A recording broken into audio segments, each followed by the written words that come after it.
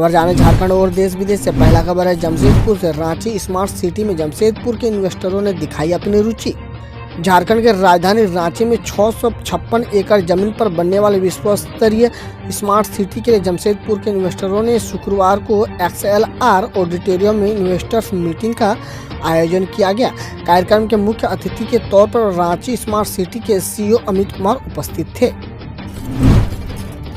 खबर है धनबाद से। 3 फरवरी को सूबे में बिजली कर्मियों की रहेगी हड़ताल।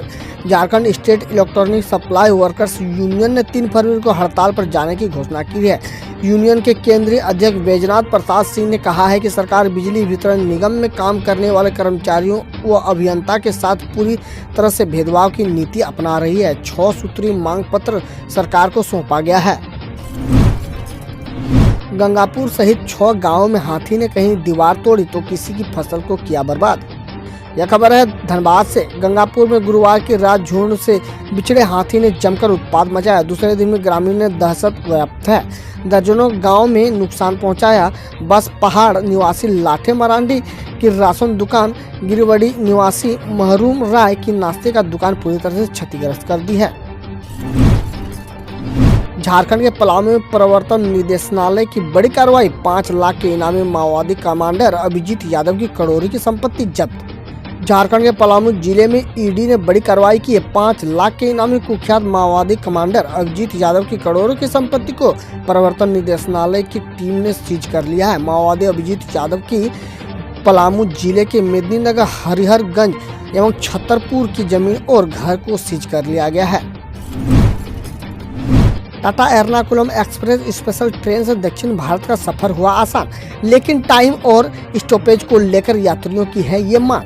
Tata Ernakulam express special train चलने से दक्षिण भारत की यात्रा आसान हुई है, लेकिन टाटा नगर से एर्नाकुलम एक्सप्रेस स्पेशल ट्रेन का खुलने का समय 5:15 है। कोरोना नियम के तहत इस ट्रेन से जाने वाले यात्रियों को 1.5 घंटे पूर्व स्टेशन पर पहुंचना है। इस कारण यात्रियों को उनके घर से देर रात निकलने में परेशानी हो रही है। यही वजह है कि ट्रेन का समय बदलने और विशाखापट्टनम समेत अन्य स्टेशनों पर स्टॉपेज की मांग की जा रही है। खबर है जामताड़ा से। आज से शुरू होगा 3 दिवसीय पल्स पोलियो अभियान। जिले में 3 दिवसीय पल्स पोलियो अभियान 31 जनवरी से शुरू होगा। इस दौरान 1,87,187 बच्चों को पोलियो की खुराक दी जाएगी। अभियान की सफलता के लिए विभिन्न स्तर पर टीम का गठन किया गया है। खबर है जमशेदपुर से। मुख्यमंत्री पशुधन विकास योजना के लिए 8 फरवरी तक आवेदन जमा करें। कोल्हान के सरायकेला खरसावां जिले के राजनगर पशु चिकित्सालय के चिकित्सक डॉक्टर प्रद्युमन कुमार सवाई ने किसानों से 8 फरवरी तक मुख्यमंत्री पशुधन विकास योजना के लिए आवेदन देने की अपील की है। डॉक्टर सवाई ने बताया कि मुख्यमंत्री पशुधन विकास योजना अंतर्गत गो पालन, बकरी पालन, सूकर पालन, कुक्कुट पालन एवं बत्तख पालन आदि महत्वाकांक्षी योजनाएं शामिल है। हाई स्कूल से +2 स्कूल में नियुक्त झारखंड के शिक्षकों को अब बढ़ने वाला है वेतनमान। स्कूली शिक्षक और साक्षरता विभाग की क्या है तैयारी। झारखंड के हाई स्कूल से +2 स्कूल में नियुक्त हुए शिक्षकों का वेतनमान बढ़ेगा। इस दिशा में कवायद शुरू कर दी गई। झारखंड स्कूली शिक्षा एवं साक्षरता विभाग की इस संदर्भ में सभी जिलों से शिक्षकों की रिपोर्ट मांगी गई है। इसके तहत इन शिक्षकों की विस्तृत रिपोर्ट मांगी गई है ताकि आगे की कार्रवाई की जा सके। झारखंड की स्कूली शिक्षा एवं साक्षरता विभाग के अवर सचिव ने सभी जिला शिक्षा पदाधिकारी से स्कूल से +2 स्कूल से नियुक्ति होने वाले शिक्षकों की पूरी जानकारी मांगी है।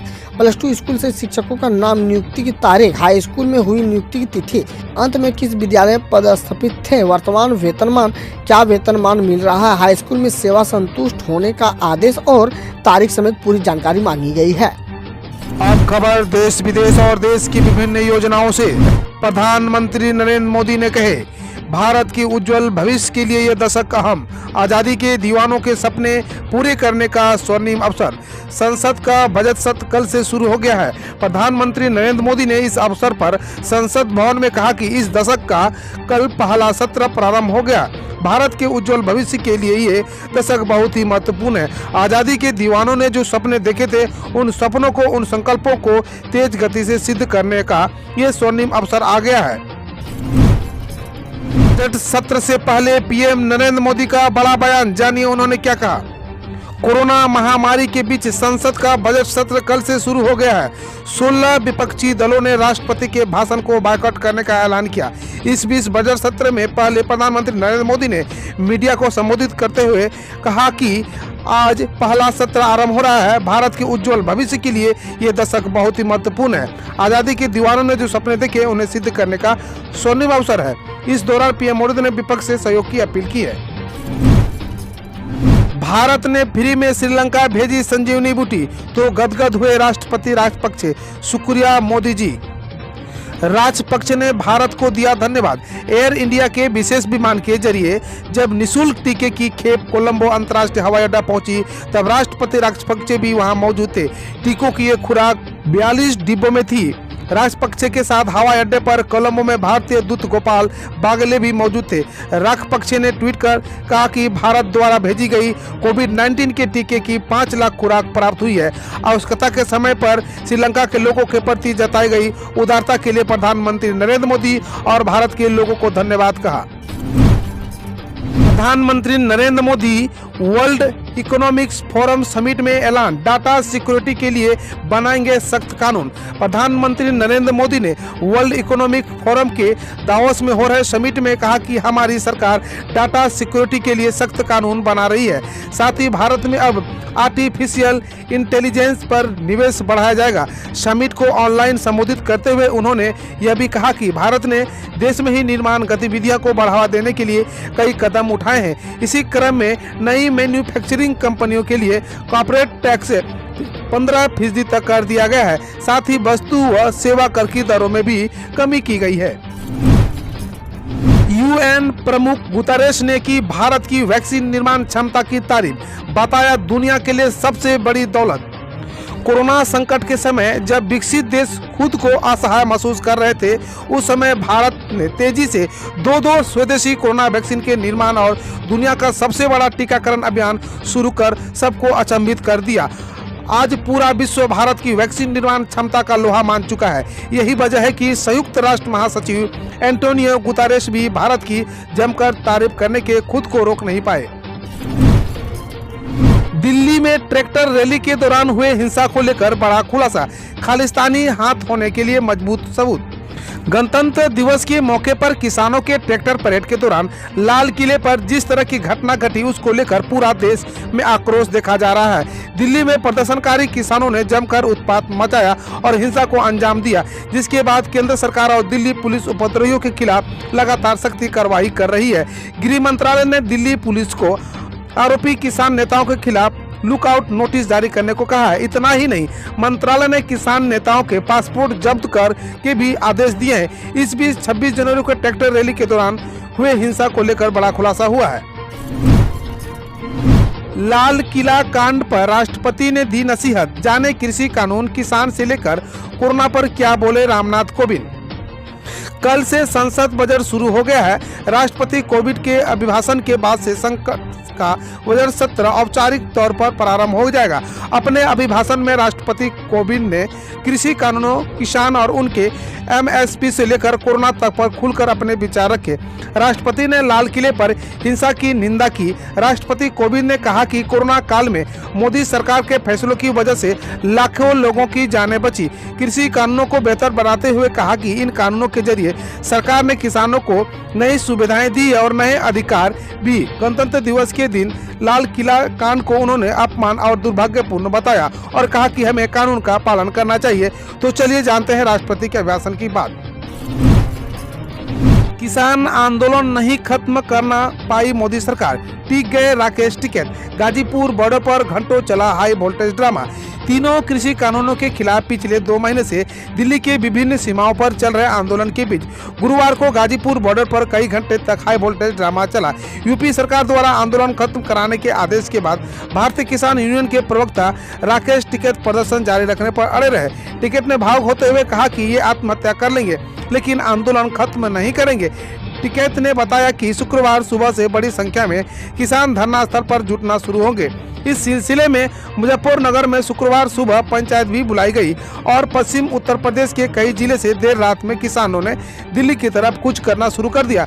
गणतंत्र दिवस की ट्रैक्टर परेड में हुई हिंसा के बाद खाली हो रहे किसानों आंदोलन में देर रात फिर से लोगों की भीड़ इकट्ठी होने शुरू हो गई।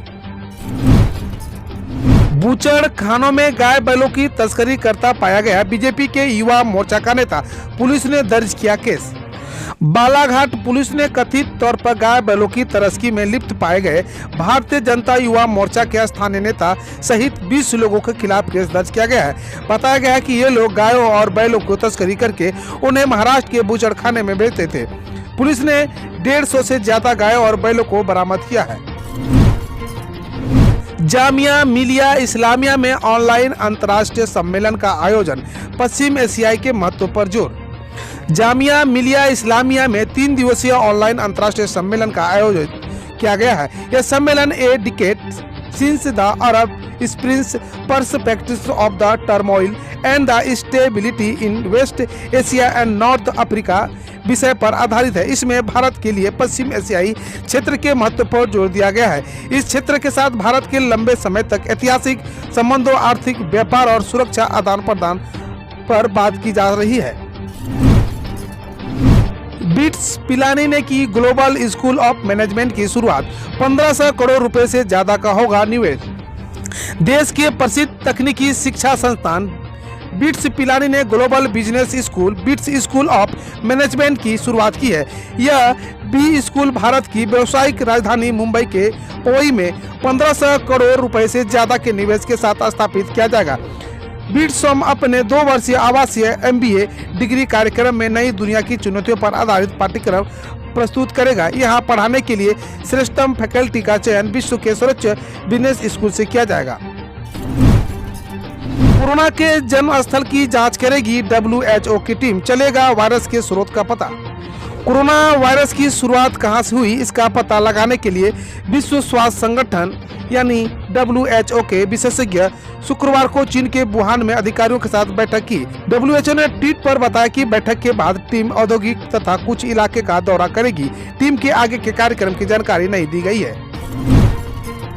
दुनिया भर में भारत की जय जयकार से ड्रैगन के कलेजे पर लोटा साफ करने लगा हमारी वैक्सीन डिप्लोमेसी की नकल।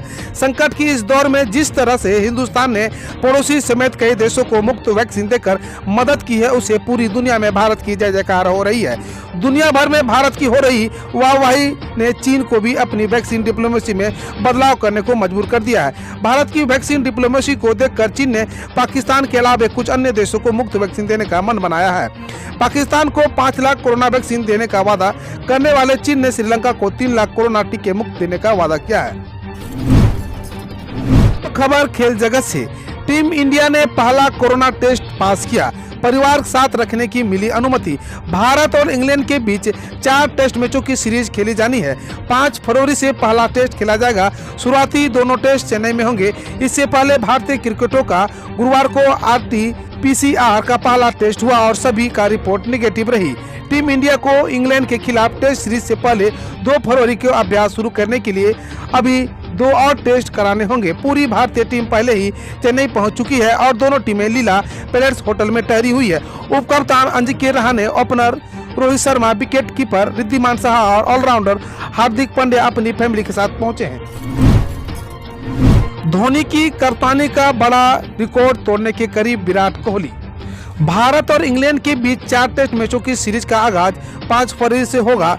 सीरीज के पहले 2 मैच चेन्नई में खेले जाने हैं। इस सीरीज के दौरान विराट कोहली के पास मौका होगा कि वह टेस्ट कप्तानी में महेंद्र सिंह धोनी का एक बड़ा रिकॉर्ड तोड़ डाले। होम ग्राउंड पर टेस्ट सीरीज की बात करें तो फिलहाल विराट कोहली और महेंद्र सिंह धोनी एक खास मामले में बराबरी पर है। दोनों की कप्तानी में भारत ने होम ग्राउंड पर 9 टेस्ट सीरीज जीती है। हम रोज ऐसे ही न्यूज लाते रहेंगे, तो यदि आपने अभी तक क्लीन न्यूज को सब्सक्राइब नहीं किया है तो पहले फटाफट सब्सक्राइब कर लें, साथ ही बेल आइकन को दबा दें ताकि कोई अपडेट मिस ना हो।